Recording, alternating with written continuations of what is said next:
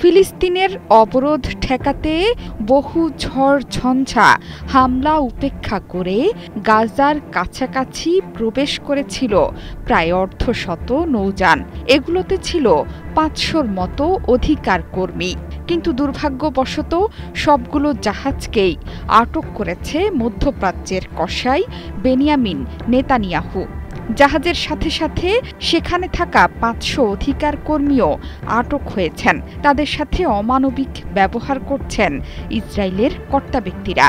এর মধ্যে সবচেয়ে বেশি আলোচিত হচ্ছে একটি নাম।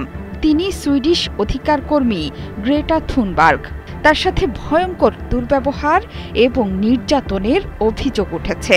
এসব অভিযোগ করেছেন নৌবহরে অংশ নেয়া কয়েকজন আন্তর্জাতিক অধিকার কর্মী।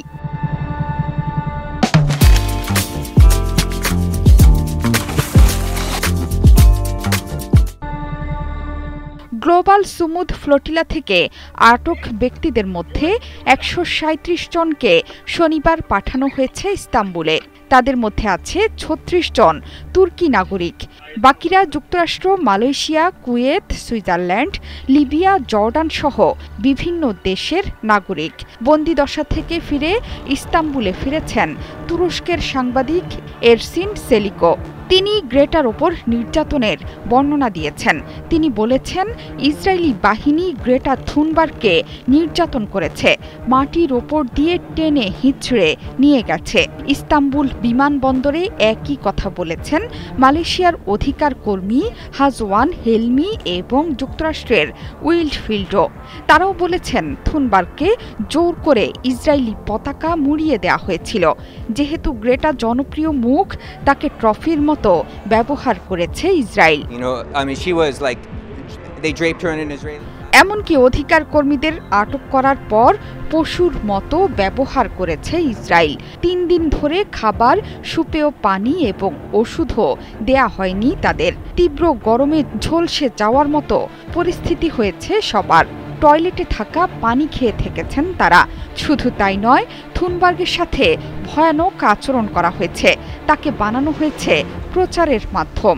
একটি কক্ষে ইসরায়েলের উগ্র দক্ষিণপন্থী জাতীয় নিরাপত্তা মন্ত্রী ইতামার বেন গভির প্রবেশের পর সেখানে ধাক্কা মেরে গ্রেটাকেও প্রবেশ করিয়ে দেওয়া হয়েছে।